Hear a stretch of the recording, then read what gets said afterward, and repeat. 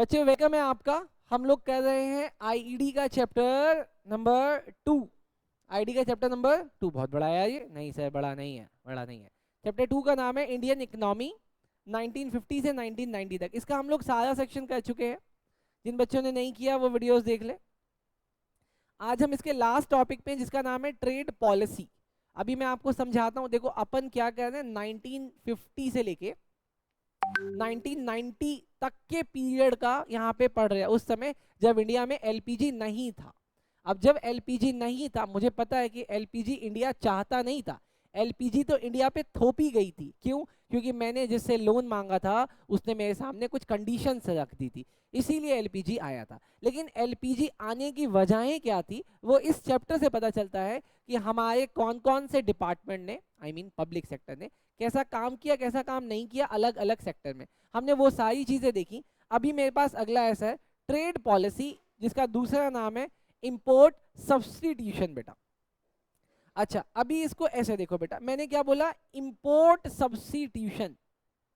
Sir इस word से क्या पता चलता है? कहते हैं कि आपको अगर इंपोर्ट नहीं करना तो आप इंपोर्ट की जगह कुछ करोगे, तो वही उसी को अगर कंबाइंड कर दे तो पता चला इंपोर्ट सब्सटीट्यूशन। अरे ऐसे समझो ना यार। I don't want to drink Coca Cola, मैं क्या पीऊंगा? पेप्सी। तो Coca Cola substitution is Pepsi. ठीक वही ऐसे ही चैप्टर बना इंपोर्ट। हाँ वेरी गुड बेटा, वेरी गुड। चखने की सॉरी क्या बोले, इंपोर्ट सब्सटीट्यूशन। हाँ, वो हम नहीं चाहते थे कि इंडिया, हम नहीं चाहते थे कि इंडिया बाहर से इंपोर्ट करे, तो इसलिए हमने ऐसी पॉलिसीज बनाई।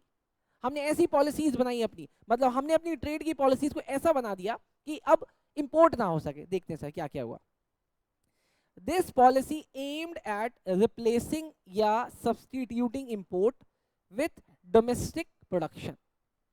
गवर्नमेंट ये चाहती थी आपको जो भी कुछ इंपोर्ट करना है ना, आप इंपोर्ट ना करके उसको इंडिया में बनाने की कोशिश करो।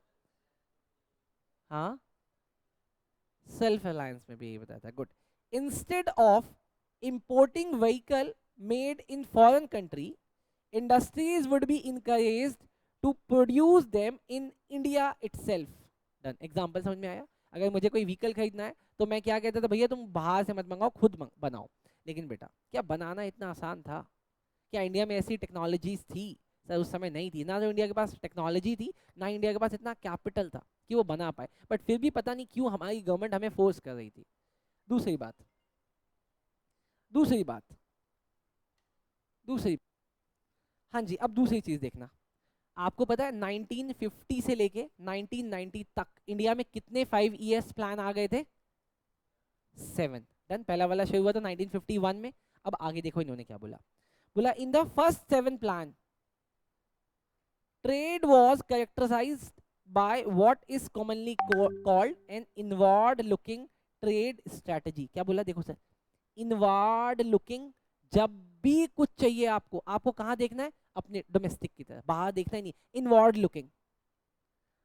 Protection from import. अभी ये लोग क्या कह रहे हैं? अभी बोला इन्होंने इंपोर्ट सब्सटीट्यूशन, अब बोल रहे हैं प्रोटेक्शन। कह रहे हैं protection from import took form to form namely tariff and quota. अब पता है गवर्नमेंट ये नहीं कह रही थी कि सर हमें इंपोर्ट नहीं करना। गवर्नमेंट कहती थी देखो तुम लोग ना अभी कॉम्पिटेंट नहीं हो बाहर के साथ प्रैक्टिस करने के लिए, बाहर वालों के साथ कंपटीशन करने के लिए तुम लोग ना कॉम्पिटेंट नहीं हो। अगर मैंने अपने दरवाजे खोल दिए ना और बाहर वालों को बोला कि तुम आ जाओ, तो सर यही होगा।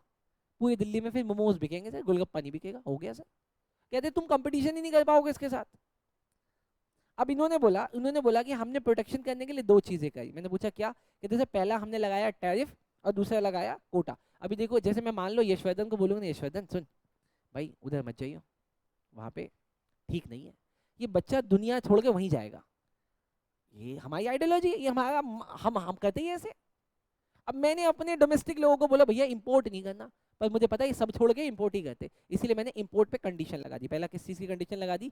टैरिफ लगा दिया। टैरिफ क्या होता है? टैक्स होता है। किसके ऊपर? इंपोर्ट के ऊपर। अब जब भी तुम इंपोर्ट करोगे तुम्हें ज्यादा टैक्स लगेगा, तुम अपने आप ही नहीं करोगे। अब मैं क्या करूँ, वहां पे गोलियां चलवा देता हूँ। अब यशवर्धन वहां जाएगा? नहीं जाएगा। जाएगा, एक गोली लग जाएगी, फिर दोबारा कभी नहीं जाएगा। अभी समझे क्या? दूसरा, कोटा। मैंने देखा कुछ लोग ना टैक्सेस के बाद भी इंपोर्ट कर रहे हैं, तो मैंने क्या किया? कोटा फिक्स कर दिया। भाई तुम स्पेसिफाई क्वांटिटी से ज्यादा नहीं मंगा सकते हो। डन। अभी समझ में आया? चलो सर, ये बात समझ में आएगी सर। अब थोड़ा सा आगे और चलते हैं बेटा, देखना।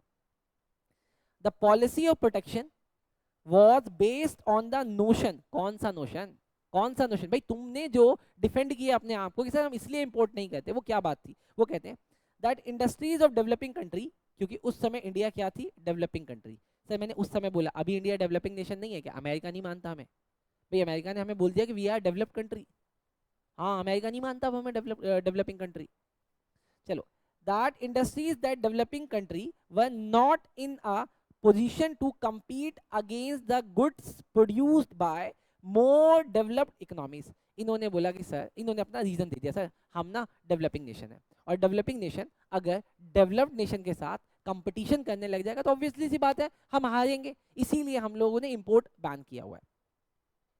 इट वॉज एज्यूम्ड दैट, मैंने वर्ड यूज किया बैन, मतलब ऑलमोस्ट रिस्ट्रिक्टेड था।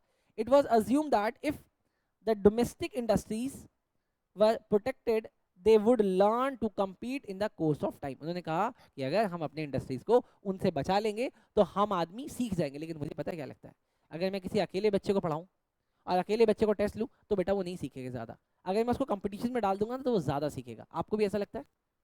नहीं, उसको नहीं लगता, ये गधा ही रहेगा जीवन भर। खैर कोई बात नहीं बेटा, गधे भी होने चाहिए बेटा, देश में गधे भी होने चाहिए। Effect of policies on industrial development. अब इस इंडस्ट्रियल डेवलपमेंट का क्या हमारे इंडिया की पॉलिसी में कोई फर्क पड़ा, देखते हैं sir. The achievement of India's industrial sector doing the first 7 plans were impressive. ये कह रहे हैं सर अच्छा था, इन्होंने बोला, मैं नहीं बोल रहा, कहते हैं सर अच्छा था, इंडस्ट्री हमारी बड़ी है। मैंने कहा तुम्हारे पास कोई बेस है, तो इन्होंने देखो बेस भी दिखा दिया, इन्होंने देखो बेस दिखा दिया। बोल रहे हैं कि 1950-51 में इंडिया का कंट्रीब्यूशन फ्रॉम इंडस्ट्रियल सेक्टर कितना था, 13%। लेकिन 1991 में इंडिया का इंडस्ट्रियल सेक्टर से कितना था कंट्रीब्यूशन, 24.6। तो सर बढ़ा तो है, बढ़ा तो है, लेकिन उस स्पीड से नहीं बढ़ा जिस स्पीड से बढ़ना चाहिए, बट इंप्रेसिव तो है सर। अगला, the rise in the industry share of a GDP is an important indicator of the development. ठीक बात है सर, किसी भी कंट्री की अगर ग्रोथ देखनी है मैडम, किसी भी कंट्री की अगर ग्रोथ देखनी है तो अपने को क्या देखना पड़ेगा, उसका जीडीपी, और जीडीपी बढ़ रहा था। The 6% growth rate of industrial sector during the period is commendable. No longer was Indian industry restricted largely to cotton, textile and jute. In fact, industrial sector become well diversified 1990।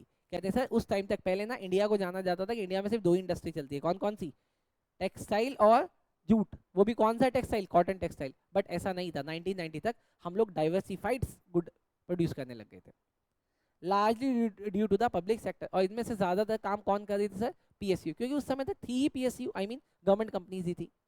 अगला, protection from foreign competition enabled the development of indigenous industries in the areas of electronics and automobile sector which otherwise could not have developed. अब देखो इन्होंने कितना बड़ा बात बोल दिया, इनका ये कहना है कि सर अगर हम प्रोटेक्शन नहीं देते, अगर हम फॉरेन कंट्री से प्रोटेक्शन नहीं देते तो इंडिया में आज की डेट में जो बड़ी बड़ी इंडस्ट्रीज है और ऑटोमोबाइल इंडस्ट्री है वो नहीं हो पाती। क्या आपको ये बात पता है, मारुति सुजुकी में जो वर्ड है मारुति, ये इंडिया, हाँ अलग अलग थे ये उस समय तक, आई मीन 1990 से पहले इंडिया में ग्लोबलाइजेशन नहीं थी, तो ये इंडिया मैन्युफैक्चर्ड है बेटा, मतलब मारुति इंडिया की गाड़ी थी।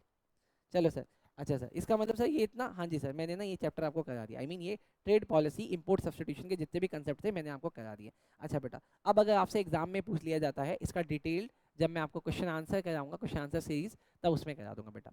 अच्छा, critical evaluation of the industrial and trade policy, आपके हिसाब से जो इंडस्ट्रियल और ट्रेड पॉलिसी है क्या ये अच्छी है या इसके कुछ ड्रॉबैक है?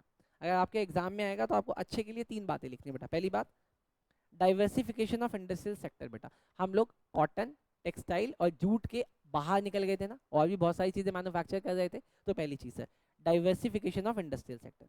दूसरा, प्रमोशन ऑफ एसएसआई, हमारे यहाँ पे ना एसएसआई लग गया था, एसएसआई समझाया था, स्मॉल स्केल इंडस्ट्री, जहाँ पे आपका अगर एसेट 5 लाख रुपए तक है, 5 लाख रुपए तक है, तो आपको ना हम एसएसआई कंसिडर कर देते हैं। तीसरा, डेवलपमेंट ऑफ इंडिजीनियस इंडस्ट्रीज, इस इंडिजीनियस इंडस्ट्रीज में उन्होंने नाम बताया था सर, उन्होंने नाम बताया था क्या, ऑटोमोबाइल इंडस्ट्री सर, बताया था ऑटोमोबाइल इंडस्ट्री, और कुछ बड़े बड़े इंडस्ट्रीज हमारे यहाँ पे लग गए थे। लेकिन सर क्या इसका कोई क्रिटिसिज्म या ड्रॉबैक है इस पॉलिसी का? है ना sir, inefficient functioning of public sector undertaking. मैं सीधा सीधा बोल रहा हूँ, किताब भी बोल रही है, इनका ये कहना है कि सर अगर उस समय तक आपने अगर प्राइवेटाइज कर दिया होता तो हमारी जो ग्रोथ है ना, ये जो आप दिखा रहे हो 13 से 24, हो सकता है ये 48% तक भी चली जाती, बट क्योंकि आपके यहाँ पे आपके जो लोग थे वो इनएफिशिएंट तरीके से काम करते थे, इसीलिए ऐसा हुआ। दूसरा, excessive regulation of the industries. आपने ना बहुत ज़्यादा, हमें 1991 के बाद हम लोग लिबरलाइज हुए, लेकिन इससे पहले हम लोग लिबरलाइज नहीं थे। अब लिबरलाइज नहीं होने की वजह से हमारे ऊपर नज़र बहुत रखी जाती थी, लाइसेंस लो, ये करो, बहुत सारी चीज़ें थी बेटा। तो इसका दूसरा नेगेटिव पॉइंट है। तीसरा, no incentive for producers to improve the quality of product in the absence of foreign competition. अब अगर इंडिया में कोई आदमी अच्छा काम कर रहा था, जैसे कि उसने कोई नई चीज़ बना दी या कोई नया मैन्युफैक्चर कर दिया, आप इसके लिए उसको कोई रिवॉर्ड नहीं देते थे, इसीलिए कोई मोटिवेट नहीं होता था। भाई हमारे यहाँ पे टेस्ट सीरीज है ना सर, हमारे यहाँ पे आप मोटिवेटेड क्यों? देखो ना सर, इतने सारे बच्चे आज यहाँ पे आके बैठ गए, सर रीज़न क्या है सर? हम टेस्ट सीरीज लेते हैं, हम उसमें आपको रिवॉर्ड भी देते हैं। कई बच्चे तो रिवॉर्ड के चक्कर में देते हैं ना टेस्ट, कि हमें मिल जाएंगे, फीस मिली आज तक। चलो सर कोई बात नहीं, मिलेगी बेटा। चलो इतना समझ में आया, अभी हमें पूरा चैप्टर वन गो में रिवाइज करेंगे, ठीक? चलो सर इसको देख लो।